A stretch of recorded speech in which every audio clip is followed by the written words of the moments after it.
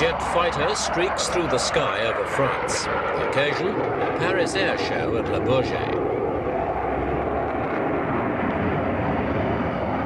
This year, the show saw the civil aviation industry in a gloomy mood due to fuel prices and inflation. In contrast, the military market is rocketing.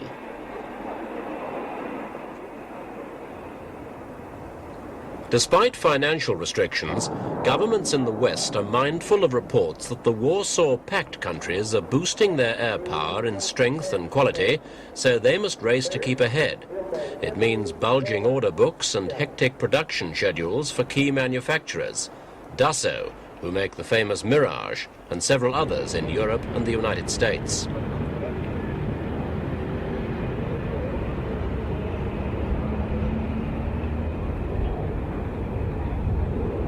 The development costs of the increasingly complex military aircraft of the day are quite staggering.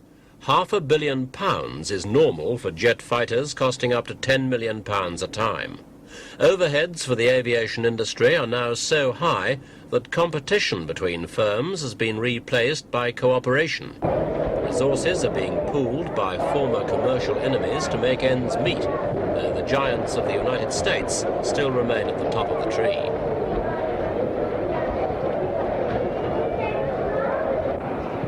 This is the plane France itself is pinning its future aviation program on. The Mirage 2000, claimed to be the fighter for the 1980s. It's a sign that France intends to make further capital out of its position as the world's third biggest supplier of military hardware.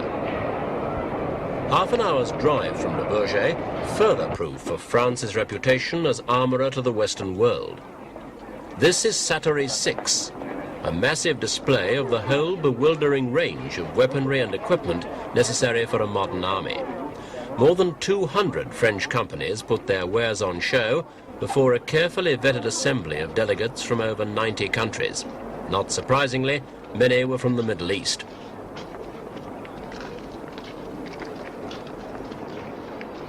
Helicopters are one major area of growth. A new generation of them is now emerging. Most of the new ones are specifically designed for various fighting roles, and every effort's been made to cash in on the helicopter's versatility. This one, the Gazelle, is already in service with the French Air Force. As well as anti-tank missiles, it can carry Matra remote-control machine gun pods on outriggers, giving it the function of a highly maneuverable gunship. Aimed by the co-pilot, they're deadly for ground strafing, maybe even dogfights.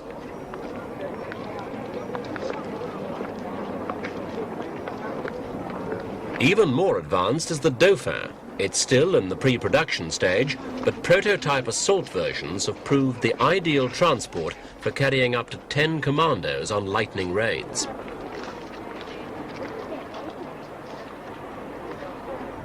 Something potentially more destructive, or a perfect deterrent in the right hands. Pluton, a 2.5-ton missile first revealed 2 years ago. It can deliver a nuclear punch twice as terrible as the Hiroshima bomb, though its short range of only 75 miles limits it to defense bases on unfriendly borders. The Mephisto system is on trial now for the French forces. It's a frontline weapon whose firing and guidance can be carried out electronically. Highly portable and suitable for mounting on virtually any middleweight army vehicle, it will probably become standard equipment in the near future. Where Mephisto is primarily a ground-to-ground weapon, this one, Crotal, is a surface-to-air system, ideal for defending runways or other prime targets from attack by enemy aircraft. Within 6 seconds of sighting, Crotal can launch any of its 4 missiles, which can streak to a target 5 miles away and take it out in 20 seconds. The Rafale system.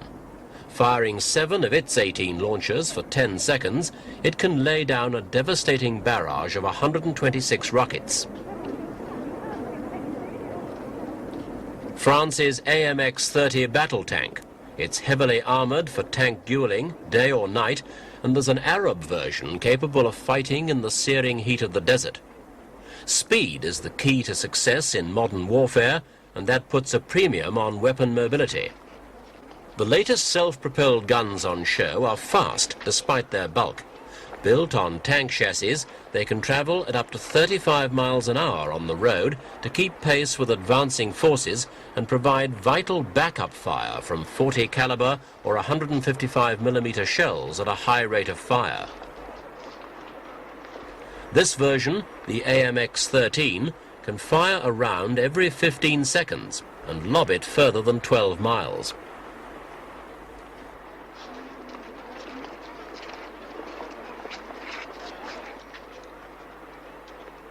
Arms have netted France over $8 billion a year for the last few years, mainly through orders for Mirage jets, helicopters and missiles. But traditional light-duty arms, ammunition and civilian security materials are also in steady demand by French customers.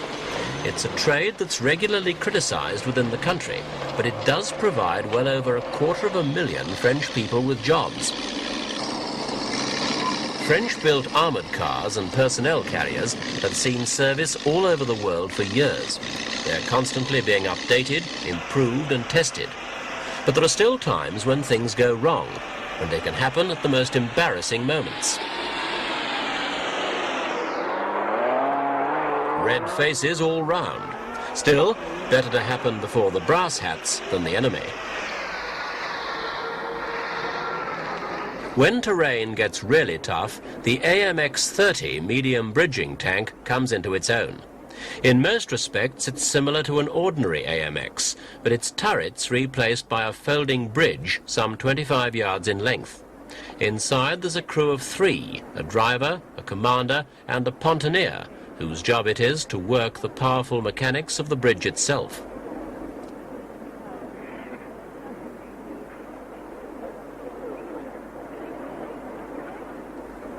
This series of stills shows how the bridging tank is meant to operate, gradually laying a roadway over a captured stretch of river.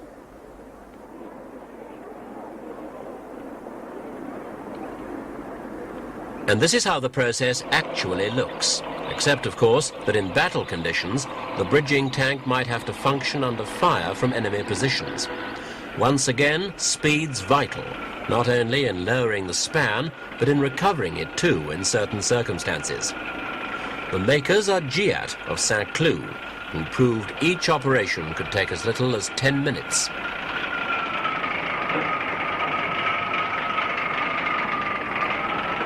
This demonstration may well have impressed fresh foreign buyers. Anyway, the first batch of AMX bridges is already on its way to undisclosed customers.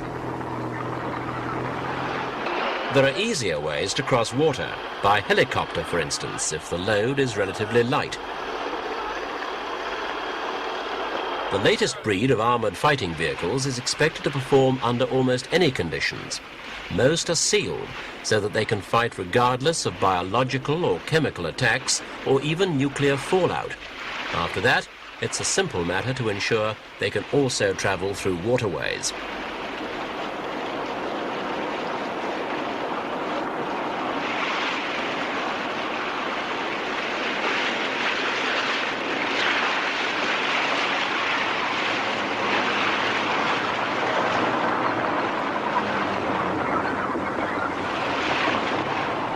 Another standard feature on many of the AFVs, an ability to maneuver on water thanks to steering propulsion by water jets.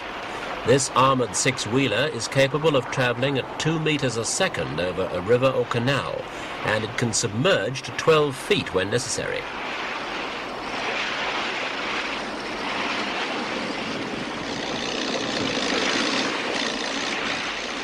Not all the visitors were in the market for fleets of battle tanks or to place orders for the controversial cruise missile France is said to be developing.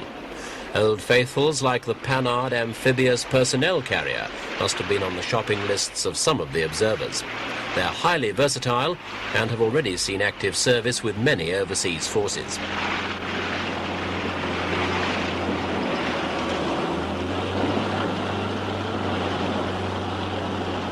Unlike the well-known Panhard Pig, this is a new venture by the Zodiac Company, a light patrol boat.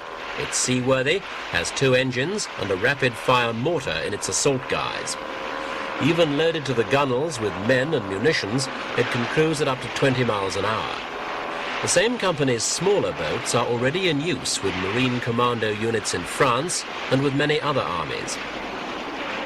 Sattery is France's military shop window. The exhibition is staged once every 2 years and always provokes a storm of protest among critics of the arms trade. But it's a battle they can never hope to win. For last year, France had foreign arms orders worth 30,000 million francs on the books. And in anyone's language, that's big business.